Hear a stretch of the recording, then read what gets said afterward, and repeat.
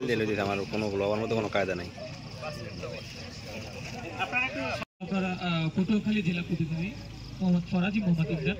এ পর্যায়ে আমরা কলাপাড়া ইউনিটির সাবেক সাধারণ সম্পাদক, ইন্ডিপেন্ডেন্ট টেলিভিশনের আমাদের ফিল্ড কোঅর্ডিনেটর সাইফ আল মাহমুদ সহ সকলকে ধন্যবাদ। আমরা কলাপাড়াবাসী করে আজকের এই আয়োজন, আমরা কলাপাড়াবাসী সংগঠন এবং এদের সাথে যে তরুণ প্রজন্ম রয়েছে এই দুর্যোগে নিরাপদ আশ্রয় এবং নিজেকে সতর্ক রেখে, নিজের পরিবারকে সতর্ক রেখে এ পর্যায়ে বক্তব্য রাখবেন কলাপাড়া প্রেস ক্লাবের সাবেক সাধারণ সম্পাদক।